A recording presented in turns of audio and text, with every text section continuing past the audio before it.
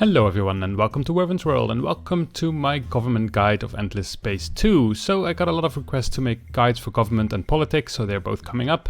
And the nice thing about these systems is that you don't really have to look at them if you don't really want to. Like, you can play the game quite well without actually digging into it, but they do offer some added complexity that is very interesting to dig into when you want to. So let's get started. Most of the factions in this game have access to different government types, and they also start with a government. So for example, the Sophon start off as a democracy, while the United Empire starts off as a federation, and so on. Throughout the game you can change which government you're in. So if we click here on change government, you can see the other types of government. So there's democracy, dictatorship, federation and republic. Now these are all the same for all factions except for Cravers. They have an autocracy, which is basically a different version of a dictatorship. And also the United Empire, for example, has a bit of a better federation than normal federations. However, if we want to change from one government type to another one, we need a couple of things. First of all, let's say I click on Federation, I cannot validate this, and that's because I'm missing technology, xenoanthropology. So if we go to the research screen, you can see here, this is xenoanthropology, and this one here, government diversity, unlock new government types. So once we research this, then we can change our government. So let's do that. Let's first fight these ferocious pirates.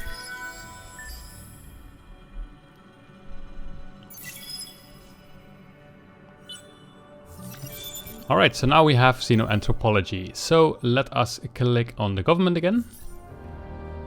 So if we then click here on change government again, then we can click on any of these. So let's say we want to go to a federation, then you can see I can still not validate because I have a happiness of 48, while we need a happiness of 50 in order to do this. This is empire-wide, so your empire-wide approval rating has to be 50. So luckily we can solve that, and you all know the way that I like to solve things. So as you can see here, we are unhappy because we are overpopulated. So if we just ship away some people, our happiness should go up by quite a bit. If we switch these around, then we are content. And now suddenly our empire-wide approval is 50. So now if I go to the other government types, I can actually click on it and validate it. So if I then click on change government and I can click here on federation, then I can click on validate, and it says that there's an anarchy period of 5 turns. Now this is not entirely true because, well, first of all, it depends on the happiness level that you have. So the more happiness you have, the less it takes, but also it depends on your game speed. So at the moment I have a fast game speed. So if I click on validate, you'll see that it only takes me 2 turns of anarchy, and if I would have 100 happiness, it would only be 1 turn of anarchy. So it also depends on that. So let's click on Federation and then on Validate. And now we have Anarchy for 2 turns. Anarchy is not entirely terrible. Basically, it's just, well, you cannot have laws during this time. As it says here, once 2 turns have passed, a government of type Federation will be established. In the meantime, your laws have been abolished and you won't be able to vote in new ones. So as you can see here, we don't have any laws. Now, be careful with this. This is not really terrible. However, if you are, for example, ecologist, you will have this compulsory law that allows you to colonize planets for which you do not have the technology to colonize them. They will not go away. However, if you are in the process of colonizing one of those planets and then you are in anarchy, then you won't have that law anymore and this process cannot continue. So be careful of when you reinstate the government. Like, have a look at the laws and see if it would be really bad if you would lose them for a couple of turns. So now you also see that the next election will be in 2 turns. So basically after the turns that the anarchy is, then we will instate the federation and then we'll have a recount of what everyone thinks of everything. And so we have a new election. So let's end some turns. So as you can see, now we have an election. So we can just click on any of these that we want to support, click next step. And now we've had the election and now everything is back to normal. So we have the compulsory scientist law because we became scientists. And also you can see that the next election is in 6 turns. And this is because in the fast game mode, elections are every 10 turns. And in 6 turns it will be turn 70. So everyone will have an election then. So that's why it's in 6 turns. If it was in a normal game speed, it would wait until turn 80 because it's every 20 turns instead. So why would you want to switch your government? Well, there are a couple of reasons to do it. So first of all, you can have different amounts of laws. As you can see here, the Republic has just a standard amount of laws. So if I want to unlock more, I can either research some of these technologies here.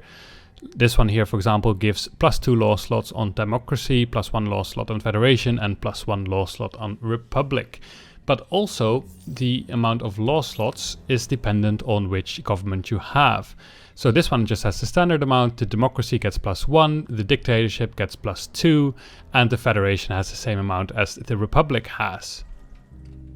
These law slots give you more versatility in how you want to run your empire. For example, here at the moment I can have 3, so that means I can instruct 3 laws, and I can choose from these depending on what my political parties is. So as you can see here, my political parties consist of pacifist and militarist, and because of that I get access to pacifist and militarist law. However, the pacifists have been in politics longer. As you can see, they're potent, and militarists are just functional, so I only get the one that needs functional for militarist, but all the ones up to potent for pacifist. Now, the cool thing is there's also some independent laws that don't cost you any upkeep at all. So you can just instruct these and you don't have to pay any influence for them. However, if you have other laws, so that are bound to any kind of political systems like pacifist, militarist, and so on, then they will start costing you influence, and it depends on the level of the law basically. So this one cost me 1 influence per person I have, 2 per population, 3 per population, and 4 per population. And then this one of course costs 1 again. So let's say I want to instruct this law, plus 60% money on systems per trading company, then it costs me 4 influence per population. So is that worth it? Well, I have a population of 87, so 4 times 87 is, I guess, 348. So that cost me 348 influence per turn. Now I'm currently making a lot of influence per turn, so for me it might be worth it.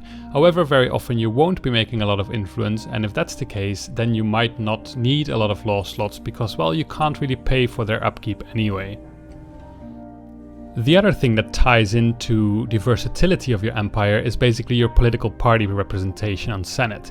So as you can see here, the Republic has 2, the Democracy has 3, the Dictatorship has only 1, and the Federation has 2. So that's these things here. So during a voting, people start voting, right? So as you can see here, most votes were for pacifist, then for militarist. So the pacifists were into the government and also the militarist. But the pacifist won, so that's why I have a compulsory law of the pacifist and not of the militarist. There is also this third slot. So if I would have a democracy, then also I would have some religious people in the Senate. That would then allow me to also instruct religious laws. So in that way, having more political parties allows you to have more different laws that you can enact. Because if you have a dictatorship, you only have 1 political party representation. So basically, let's say I would have a pacifist dictatorship, well, then I would not have access to this lower fleet cost law, and also once this militarist thing levels up, then I won't get access to any of those. I would only have access to the laws of 1 political system. There is another reason to have more political parties, and that's more to keep your people happy in order so that they feel represented. But that's something that I will go into detail into my next tutorial that will be about politics. So then all of these systems, next to the amount of laws and political party representation, also have some extra rules. The Republic has better effects on their laws. So for example here, Toys for Boys, it gives me plus 30 happiness on systems instead of plus 20, while still having only the same minus. So this is actually quite nice because, well, all your laws are better. But if you are a democracy, actually, people are very happy in a democracy, so you get plus 1 happiness on your population. So basically, in my case, I would get plus 87 happiness in total over my systems, because everyone is a little bit more happy because we are in a democracy. In a dictatorship, well, dictatorship is quite interesting because you can choose what type of law you want to have.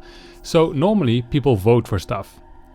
In a dictatorship, people still kind of vote. However, you basically say, now my government will be scientific, now my government will be militarist, now it will be pacifist, and so on. So you have complete freedom over which laws you want to enact, because normally you don't have complete freedom. It depends on what you people want. So let's say I wanted to have religious laws. Well, I don't have them because the people have voted pacifist, and that's what I have to live with. If I had a dictatorship, I could just say, well, I'm going to be religious. But that comes at a cost. People start to be unhappy because, well, first of all, they're not represented in the government. As I said, that will be the topic of my next guide. But second of all, also, if they are unhappy, then rebellions start developing, which is not the case with other types of government. Then we have the Federation, and the Federation has +1 systems occupied before triggering expansion disapproval, which is this statistic here. How many systems can you have before people start being unhappy? This government is a little bit stronger for the United Empire, that actually gets an extra system that they can occupy before triggering the expansion disapproval. Lastly, these governments also differ in how they can affect elections. If you're a democracy, you can't do anything during an election, you just have to roll with what your people want. In a dictatorship, you also can't do anything in an election, but you also don't have to, because you can basically just choose which government type you want to have, so you cannot influence the people themselves, basically. As a federation, you can spend some influence. So first of all, you can intimidate your citizens, so it provides a very strong penalty to the competitors. So let's say you want to be religious, but the ecologists are currently having the upper hand. You could do intimidate citizens and choose religion, and then basically it will have a penalty to all the other ones, so your religion is more likely to get chosen. Then you can also have reinforced imperial support, which provides a very strong boost to the selected political party. So I could also boost my religion instead of give a penalty to all the other ones. Now, in Republic, we can spend money. We can have efficient primary elections, provides a very strong boost to the selected political party, ideal if the chosen party is already well supported. Strong arm lobbying provides a very strong penalty to the competitors, ideal if the chosen party is not one of the favorites. So let's have a look at that. We can press Enter to have our election. And now, as you can see here, the survey says that probably the pacifist will win with 60%. So let's say I want to have the religious people to win. Then I could say, this one here, strong arm lobbying, provides a very strong penalty to the competitors, ideal if the chosen party is not one of the favorites. So if I click on this, I spend 1,000 gold in order to lobby for the religious party and kind of hopefully put all of these down a little bit. So as you can see here, the religion is going up really strongly. So now they have the most representatives, so suddenly my religion is in power, even though they shouldn't have been. It should have been pacifist and militarist. So having these options to influence the government can be quite strong. So as a democracy, you don't have that option. So that is definitely a minus to the democracy. These actions that you can do with some of the government types can be improved. So if you have this technology here, the PRA layer, then you can improve the actions to influence election results. So if you have that, it will have a stronger effect. As you just saw in the election that I did, the religious people suddenly got a huge boost, and without this one here, it would have been less.